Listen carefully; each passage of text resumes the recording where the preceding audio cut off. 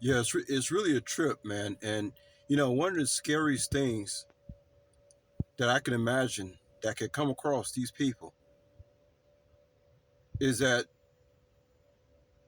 they really thought that I was down for the count. They had no idea that while they was behind the scenes doing all these spells and all these rituals and all this stuff, they thought I was just out here hop, skipping, and jumping, picking dandelions in the field or something. Meanwhile, I was studying more knowledge about the occult than these people probably will ever do in 3 or 4 lifetimes. You never judge a book by its cover. It kind of reminds me too of, here were the scribes and Pharisees all in the books. Yet the man himself was walking right amongst them, and what they do? Outcast him.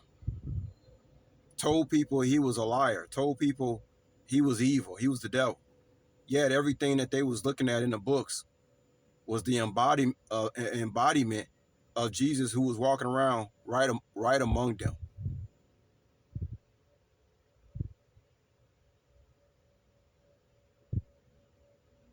These people don't got their head on straight. But again, I just gotta reiterate, there they was laughing, plotting, scheming, lying. Thought I was out here picking, picking lilies in the rainforest or something. I don't know. These people were really, they thought I was just having a jolly go lucky time.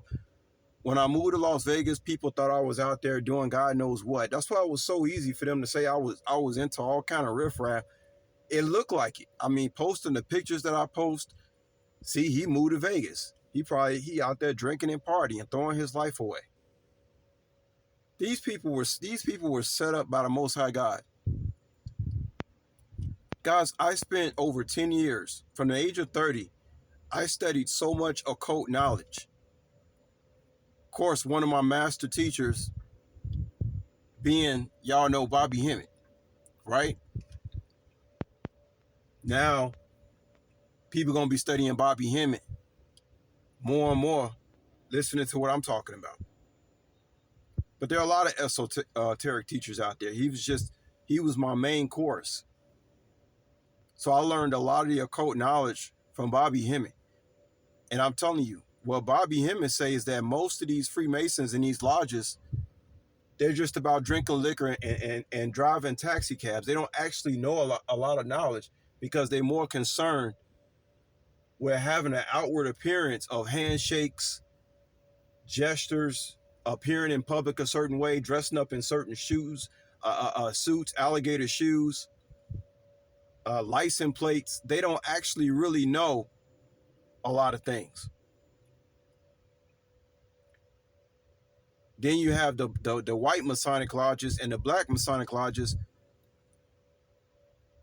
And what they teaching in the white Masonic lodges is more ancient than what's actually being said in the black Masonic lodges, because the white Masonic lodges do not invite black Masonic people into their lodges and actually teach them what they learning from God knows where, Atlantis or somewhere.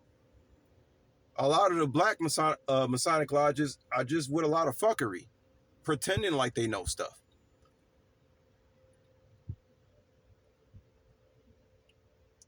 I learned all this stuff from Bobby Hemmett. So this Baphomet symbol, this Moorish symbol, Baphomet, is actually Baphomet is actually a Moorish symbol. It's actually a representation of the black man. It's kind of interesting too, because in some of those pictures I show, it look like I got tits, man. I got a big chest naturally. I almost look like Baphomet itself. Kundalini energy, being this feminine energy. You might want to watch the movie Snakes on a Plane, talking about Kundalini energy. I have not actually seen this movie yet, but I know it has to do with Kundalini energy. But just to wrap it up, these people really thought, it's so shocking to them to hear me talk like this. They thought I was really out here hop skipping and jumping, y'all.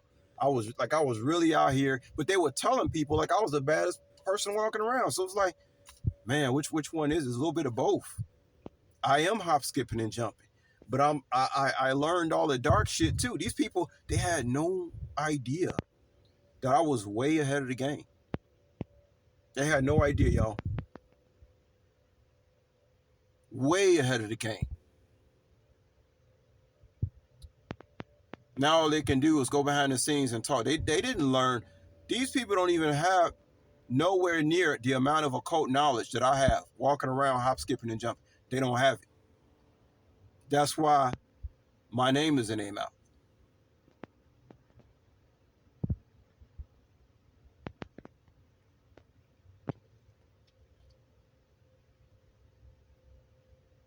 I mean, that's what makes me smile over here. They really thought I was just out here picking lilies in the rainforest.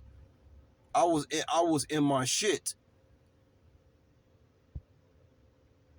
and I wasn't doing it because of them. I wasn't in my shit because I left the Jehovah's Witness religion, and now I'm isolated. And oh my God, I need something to fit. It came to me naturally. So that's why I say I was kind of hop, skipping, and jumping, but not in the way they perceived it. Not in the way they perceived I was hop, skipping, and jumping. It's a scary thing when you're doing all this shit to somebody, and that person can look straight at the camera with a smile on their face. That's some scary shit right there. Doing all this stuff to a person, and that person can look at you and with a smile on their face like the Joker. That's some scary shit. Because they know if it had been any one of them, they would have folded the first week. A few people even said anything about them. Motherfuckers can't walk an inch in my shoes. Fuck a mile. Can't walk an inch in my shoes.